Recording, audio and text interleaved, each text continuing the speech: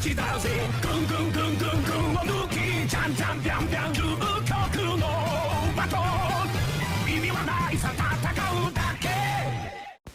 going on, guys? Super Savage 789 here, bringing you guys a video. And now you've read the title, so before you dislike for no reason, because you're a MascoX stan, just hear me out.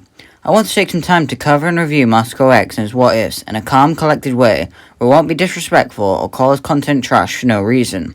This goes without saying, this video is all my opinion. If you disagree, that's perfectly fine, but please be respectful in the comment section, as I will be in this video. I realise most of you will probably disagree, so I just hope we can be civil. And if you can't be civil, well, you'll find out. Now on to the video. So if you don't know who MascoX is, and why are you here?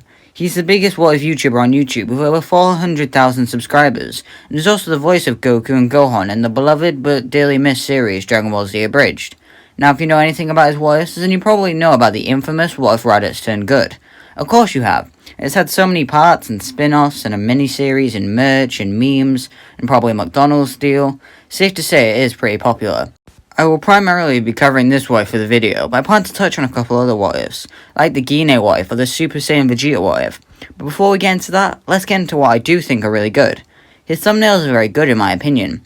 The art is very good at demonstrating the story and a decent summary, and the style of the thumbnail benefits the choice of using custom art. His editing is simplistic, but it works with the style what ifs that he does.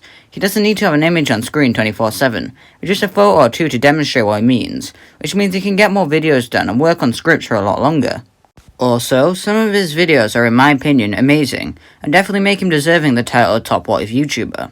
The likes of Goku being Jackie Chun doesn't seem like it changed much, and it changes so much that I thought it was pretty good. The Frieza what if was also pretty good as well, though I did not like the addition of the random OC. Now, let's get into the actual critique of his videos. MascoX's pacing is significantly downgraded from what it was. It shouldn't take 13 parts to get from the 23rd Tenkaichi Budokai to the end of the Cell Saga.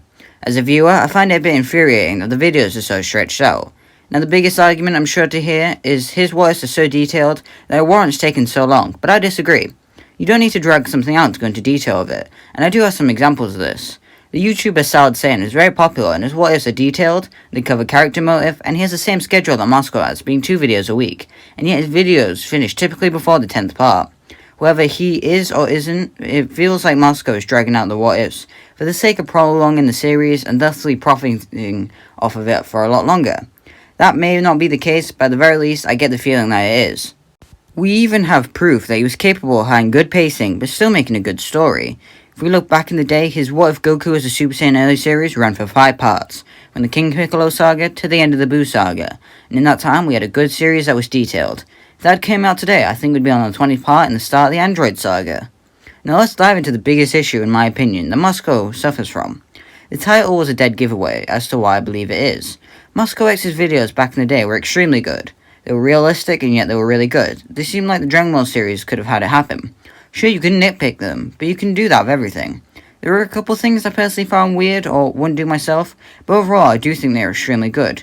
Well paced and detailed as well, so... As the title suggests, What If Raditz Turned Good did begin to decline, though it did take a while. In the Super segment, I personally believe it made his OC Ranch too relevant. That's Raditz's daughter, by the way. Now if it was in the Buu saga where the kids actually were important, I believe it's fine, and you know, she was. But she was treated very strangely.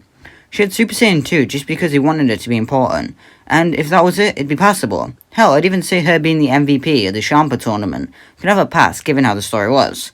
We arrive at the Tournament of Power though, that's where the decline arrives. He gives Ranch Super Saiyan 3, which I don't believe anyone should have without being dead prior. Yes, Ranch is a half-breed and they do have high potential, but that shouldn't happen even with all our power and importance. Gotenks is a special case due to him being a fusion, so you can't use that as an argument as to why she could use it. Also, Raditz has less potential than Goku, so theoretically, his offsprings have less potential as well.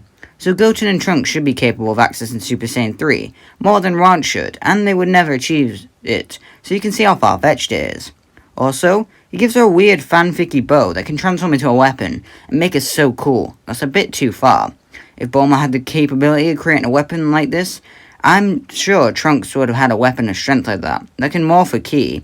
Overall, I do not think that Ranch should be given as much importance as she was, because it doesn't make her feel realistic, but instead just an OC they want to insert in there.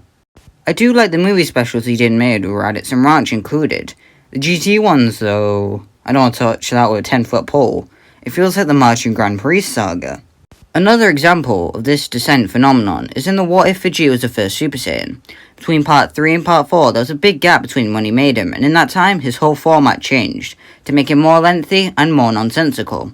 It is a very good demonstration of what has occurred, as the What If was realistic until Part 4. Like, look at this, Majin Goku, what? Just what? This What If definitely changed, and not in a good way, as it became nothing like the original for sake of originality. Normally, that'd be good in a What If, but not in the way it was here. Babidi's spell relies on drawing out the evil in someone to control them. But how can you do that to Goku when he's shown numerous times he's pure of heart, and he doesn't have any evil in him? Like when Spike the Devilman uses Devil Might Beam. If this was the case, it would have killed Goku, but it didn't. Finally, let's cover the Ginyu What If, and why it follows the very same trend to it. Firstly, let's talk about its pacing. It should not take a Dragon Ball What If 17 parts before even touching the Buu Saga. And to be fair, it should not take most Dragon Ball What Ifs to not be done by 17 part. The first 3 to 4 were realistic and good. When they got to Namek, it started to decline. When getting on Namek, he made Ginyu way too much of what she isn't, a fighter.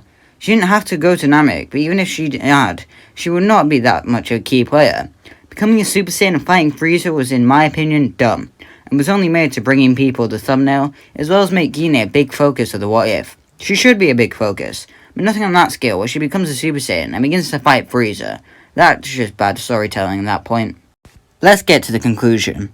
MascoX is a good What If YouTuber, but his videos are extremely strange. His pacing definitely needs improvement, and his storytelling has definitely gotten worse over the years. Am I saying that I do better What Ifs than his? Not always. I do think some of mine are better than his, but not all of them. I believe Masako does deserve the title of top dog for his determination, and what he's done for the community, bringing so many new What If YouTubers into the fray. If you want an outstanding video though, it might be hard to find going through his channel. Thank you for watching. If you enjoyed, make sure to like, subscribe, and comment down below if I should do something like this in the future. Try to be civil with your points, because if you're not, I have 10,000 ninjas surrounding your premises and they'll just throw teddy bears at you. Be warned.